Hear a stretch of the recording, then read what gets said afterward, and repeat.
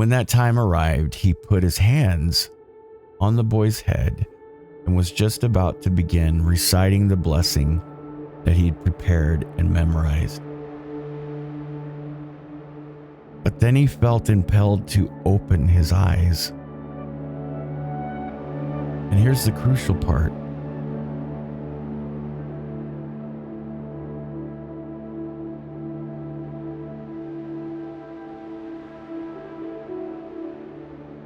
Brothers and sisters, I love patriarchs. I like patriarch stories.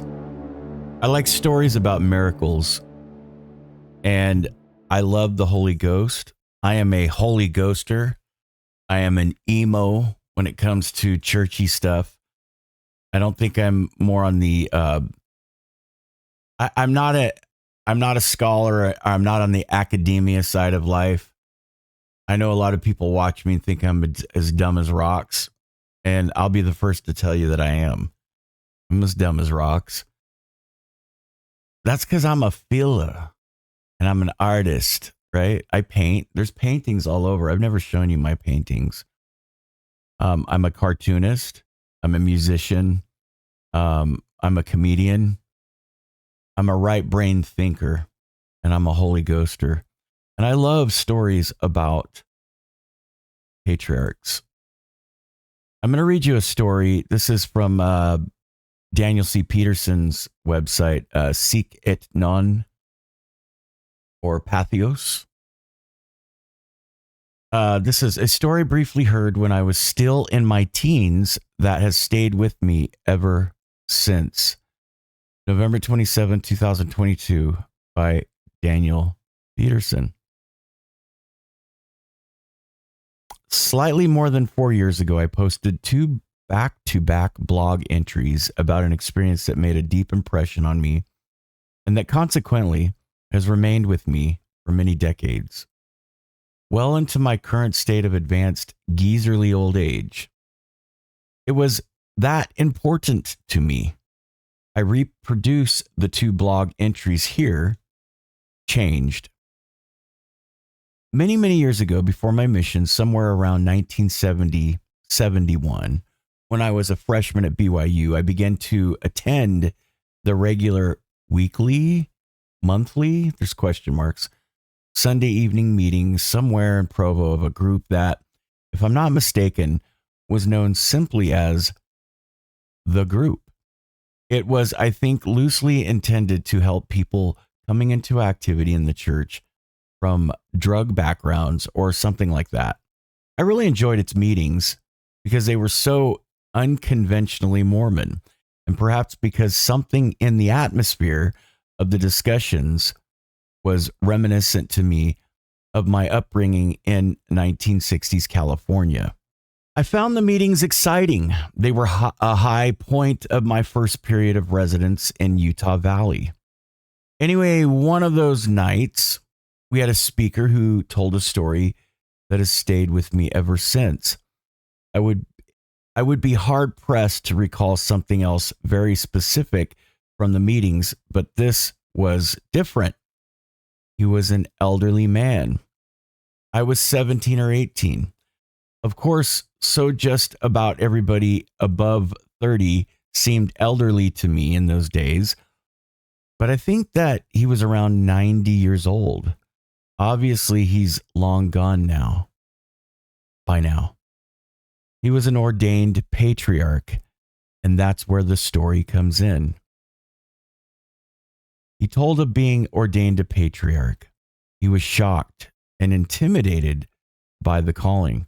He had, if I'm remembering correctly, never even received his own patriarchal blessing, and there were no manuals or instructions.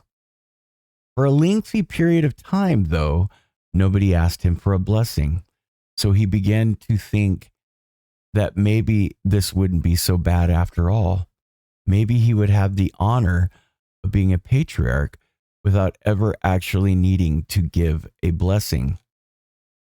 But then a boy in his stake, which I vaguely think may have been out somewhere in rural Utah for some reason, the southeastern part of the state sticks in my mind. Though I may be wrong on that. made an appointment. So this boy made an appointment to receive a patriarchal blessing under his hands. He was terrified. He wasn't sure what to do or that he could do it. He began to study the scriptures in Genesis and elsewhere. That would give him some sense of what he was to do and what a patriarchal blessing should be like.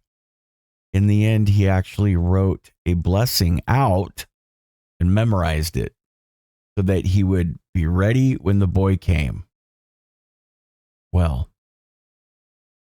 when that time arrived, he put his hands on the boy's head and was just about to begin reciting the blessing that he had prepared and memorized.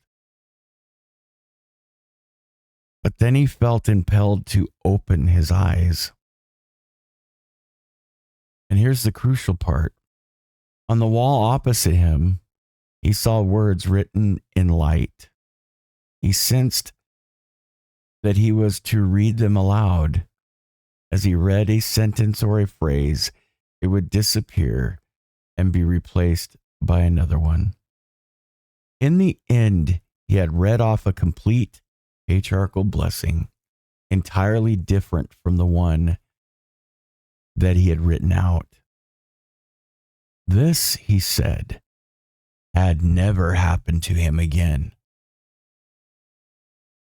But he didn't need it to happen again.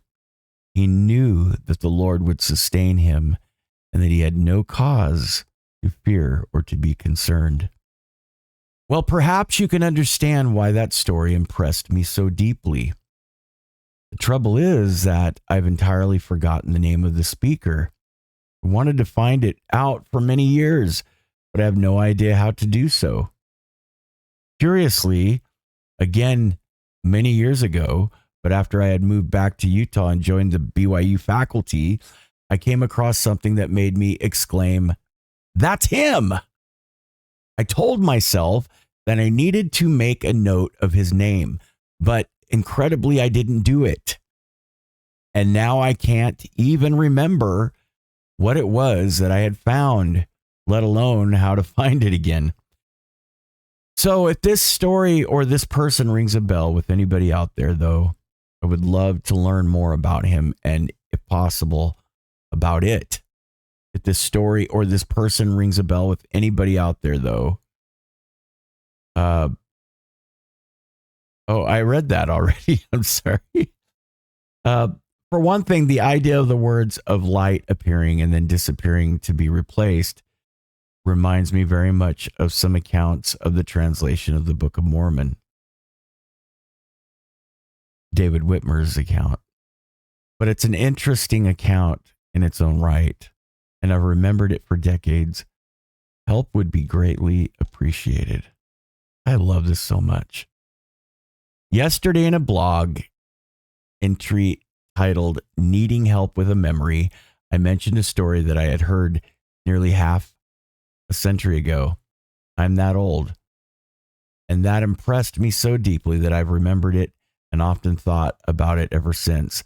The trouble is that I don't recall the name of the man who did it or told it, and I would like to solidify in my mind and to nail down the details. I appealed to the readers of this blog for help, and I'm very grateful that several of them were willing and in a position to step forward. Sometimes the internet really is wonderful. I've wondered about this episode for decades. A reader goes by the name of Ryan asked, anyway, it's a wonderful story, brothers and sisters. I know these things are true. I know that these miracles happen all the time, every day, with patriarchs, with leaders of the church, and with us, everyday people, members of the church and non-members.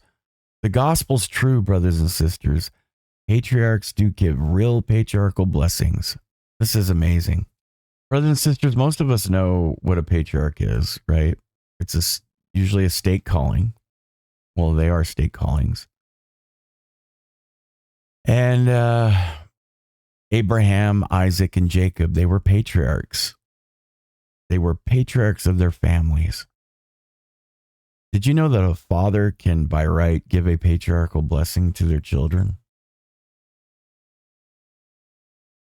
A patriarchal blessing is done with the same spirit as a father's blessing. President Nelson stated that the gathering of Israel is one of the most important things taking place right now on earth today. You can see it, you could feel it. It's amazing. A physical and spiritual gathering is happening. We are interconnected like we never have been before, ever on the earth. And patriarchs they matter. They matter big time.